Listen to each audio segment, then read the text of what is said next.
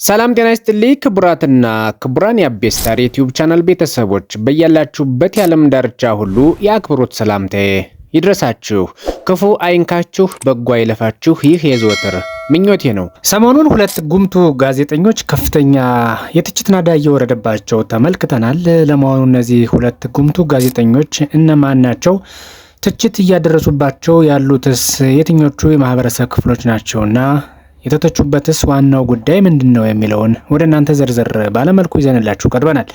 እስከ መጨረሻው እንድትከታተሉን በአክብሮት እንጋብዛለን። ታዲያ ለዚህ ዩቲዩብ ቻናል አዲስ ከሆናችሁ ቻናሉን ሰብስክራይብ፣ ቪዲዮውንም ላይክ ማድረግ እንዳይረሳ። ሰሞኑን እንግዲህ ሁለት ጉምቱ ጋዜጠኞች አንደኛው ዮናስ ከበደ የኢቢኤስ ቴሌቪዥኑ ጋዜጠኛና ሁለተኛው ደግሞ ተክለ ሃይማኖት የእግረኛው ሚዲያ ዋና አዘጋጅ የሆኑ ሁለት ግለሰቦች ከፍተኛ የትችት ናዳ እየወረደባቸው ይገኛል።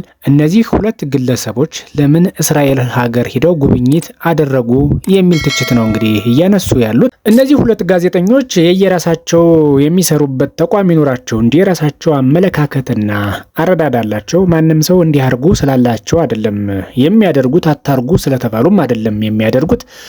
በመሆኑም እንግዲህ በእምነታቸው መሰረት በሚያምኑበት መንገድ ሂደዋል። ያደረጉትም ነገር ግለሰባዊ እንጂ ተቋማዊ እንዳልሆነ ይታወቃል። በመሆኑም እንግዲህ እንዲህ ያለ ትችት እያደረሳችሁ ያላችሁ ሰዎች እናንተ ትችት እንድታደርሱ ማን መብት ሰጥቷችሁ ነው? እነሱን እንድትተቹ፣ እነሱን እንድትወቅሱ ማን ነው እድሉንስ የሰጣችሁ? እናንተ መብታቸውን ተጠቅማችሁ እንደተቻችኋቸው ሁሉ እነሱ መብታቸውን ተጠቅመው የፈለጉትን ነገር ማድረግ ማከናወን ይችላሉ። ሰሞኑን እስኪ የእስራኤሉ ጠቅላይ ሚኒስትር ኢትዮጵያ ውስጥ መጥቶ ከትላልቅ የመንግስት ባለስልጣናት ጋር ተገናኝቷል። የትኛውን ባለስልጣን ስተቹ አየናችሁ? ፍጹም ልክ ያልሆነ ትችት ነው ብዬ አስባለሁ። እኒህ ሁለት ግለሰቦች የክርስትና እምነት ተከታዮች ናቸውና በሚያምኑበት መንገድ ሄደው የክርስትና እምነት መነሻ የሆነችውን ሀገር መጎብኘት፣ ማየት፣ መሳለም ይችላሉ። ከፈለጉም ለእስራኤል ወግነው መዋጋት ሁሉ መብታቸው ነው። ማን የሚከለክላቸው? እስኪ እናንተውን ለፍልስጤም ሄዳችሁ ብትዋጉ ማን ያስቀራችኋል? እንደዛውም ሁሉ እነዚህ ሁለት ግለሰቦች እስራኤልን ሀገር ጎበኙ፣ መሆን ያለበትን ነገር አደረጉ፣ ወደ ሀገራቸው ተመለሱ። ከዚያ ውጭ በሀገራችን ላይ አንዳች የፈጸሙት ነገር አለ ብዬ አላስብም። የራሳችን አሮብን አዛማዶ ተሻገረን የሰው ባናማስል መልካም ነው።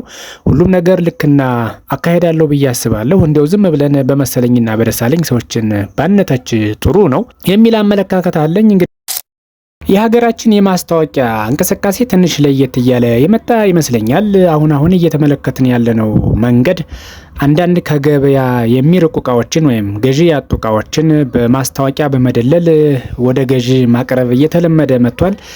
ብዙ ጊዜ እንግዲህ ማስታወቂያ የሚነገርላቸው ወይም አምባሳደር የሚሾምላቸው ጥሩ እቃዎች፣ አስተማማኝ ምርቶችና በተጠቃሚዎችም ዘንድ እርካታን ሊፈጥሩ የሚችሉ እቃዎችን ብቻ ነው። ነገር ግን አሁን እያየን ያለ ነው እቃው ምን ይሆን ምን ብቻ ለማስታወቂያው ብር እስከተከፈለ ድረስ ማስታወቂያ የመስራት ግዴታ ያለብን ይመስል ሰሞኑን ሁላችሁ እንግዲህ በአንድ ሶሻል ሚዲያ ስንመለከተው እንደነበረው አንድን ባትሪ ድንጋይ ለማስተዋወቅ ሁሉም ሰው ሽልማቱን ለመቋደስ ብቻ ምርቱ ምንም ይሁን ምን እርግጠኛ ሳይሆኑ ማስታወቂያ እየሰሩ ተመልክተናል። እሱምና ትክክል ያልሆነ አካሄድ ነው። በእናንተ ማስታወቂያ ተታለው ይህንን እቃ ገዝቶ ለሚሸወዱ ሰዎች ኃላፊነት እናንተ ትወስዳላችሁ ወይ? ለምን ሽልማታችሁን ብቻ ታስቀድማላችሁ? ምርቱን በደንብ ማየትና መገምገም አይገባም ወይ? እናንተ ተጠቅማችሁ የማታውቁትን እቃ ሌላው ሰው እንዲጠቀም ለምን ትገፋፋላችሁ? የሚል መልእክት ነው ያለኝ። ይህ መንገድና አካሄድ ትክክል ስላልሆነ መሻሻል አለበት ብዬ አስባለሁ።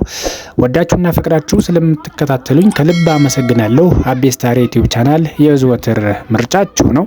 የዛሬውን በዚህ እናበቃለን። ሰላም ለዓለማችን፣ ሰላም ለሰው ልጅ ሁሉ ይሁን።